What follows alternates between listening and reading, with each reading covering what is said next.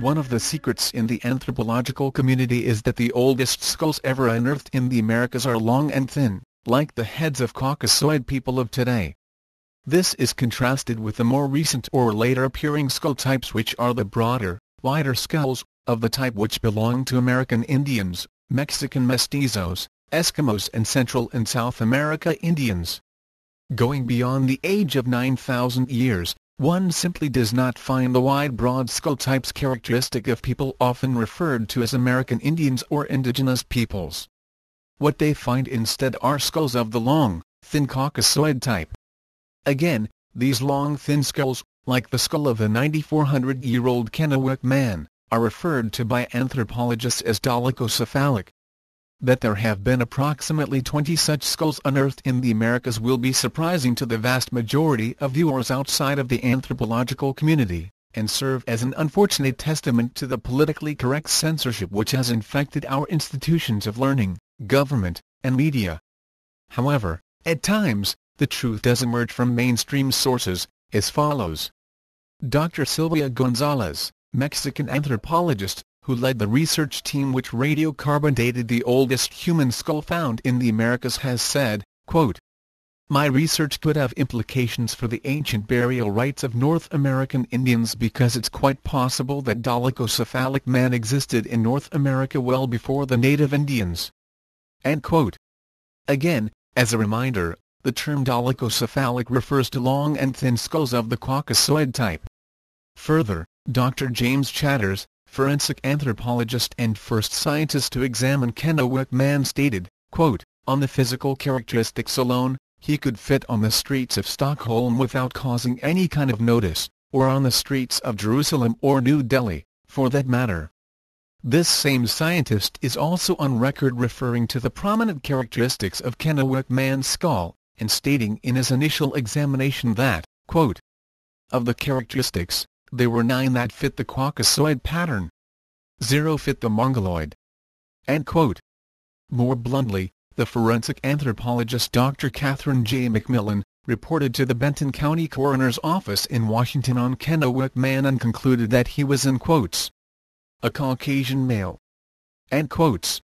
From another researcher, Dr. David Glenn Smith, a genetics researcher from UC Davis, commented about the Kennewick man controversy. Quote, "Native Americans have, by orthodoxy, been regarded as Asiatic in origin. Kennewick opens up the opportunity or the likelihood, the possibility, that this was not the entire picture. That there has been at least one additional migration from Europe." End quote. In 1998, Dr. Smith from UC Davis was also quoted in the publication Science, in April 24 on page 520 that, quote, "The connection between Europe and ancient America looks pretty good." End quote. World-renowned anthropologists, Doug Owsley, of the National Museum of Natural History in Washington, D.C., and Richard Jentz of the University of Tennessee are also on the record commenting on findings that the oldest skulls found in North America are actually long and thin, and unrelated to current-day Native Americans. They stated, quote, "We were impressed with how different the older skulls are from any of the modern-day groups," says Owsley. "They do not have the broad faces, they do not have the big, prominent cheekbones that you think of as the more traditional features of the Chinese and American Indians. Instead they looked more like the inhabitants of, say, Indonesia, or even Europe." End quote. Last of all, an international team of anthropologists, headed by Dr. Loring Brace from the University of Michigan, statistically analyzed craniofacial measurements of over 1,000 prehistoric and modern skulls from all over the world. This was one of the largest studies of its kind, and their findings were published in 2001 in the Proceedings of the National Academy of Sciences of the United States of America. In the abstract of that article, the following quote should be noted.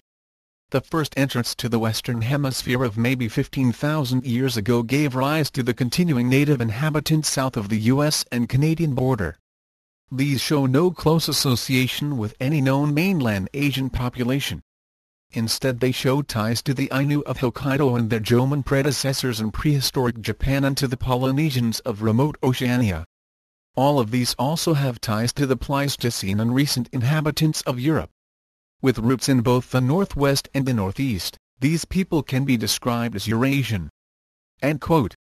In other words, this research found that the oldest skulls appear most similar to Europeans, the Ainu and a subset of Polynesians, all of which are essentially Caucasoid or dolichocephalic in skull shape. Further, what they found is that the later arrivals appear more Chinese from the Asian mainland, or what is known as brachycephalic. These later arrivals are the ancestors of Native American Indians, Mestizo Mexicans and Central and South American Indians. Continuing, on page 10,020, this article also notes similar findings from genetics researchers such as the research of Dr. Michael Brown et al. Published in 1998, which places European DNA markers in the Americas between 12,000 and 36,000 years ago. Both the genetic research and Dr. Brace's skull shape analysis tend to clearly overlap with and support each other's findings. Dr. Brace and co-authors stated toward the end of their article on page 10,020, quote, "An independent sign of that possible ancient continuity can be seen in the distribution of the X lineage of mitochondrial DNA that is present in low frequencies in Europe and across North America to the descendants of the pre-Columbian inhabitants of the Great Lakes area." Again, these researchers are saying that the oldest skulls found in the Americas are long and thin, like the heads of white Western Europeans or the Eurasian-appearing Ainu of today. Further, they explicitly noted that genetics researchers have found that European DNA markers have also been found in American Indian populations, pointing to a prior migration of Caucasian peoples to the Americas between 12,000 and 36,000 years ago. In other words, the DNA evidence and anthropological findings support each other, and point to Europe. These DNA findings will be reviewed later in full, in this video. For the uninitiated, this will probably be quite shocking indeed. This runs counter to how nearly all of us were taught about the original migration to the Americas, the messages which are transferred to us in the media, and the laws which favor so-called indigenous peoples of the Americas, because they were allegedly first. The research in fact shows the exact opposite. That the Asiatic peoples who are now referred to as indigenous or American Indians, Mexican mestizos, Central American and South American Indians were latecomers, preceded by an earlier complex migration of Caucasoid European peoples from the France and Spain region of Europe and the Caucasoid peoples who originally inhabited parts of Japan, the Ainu. Read the research, it's online and much of it can be accessed in full.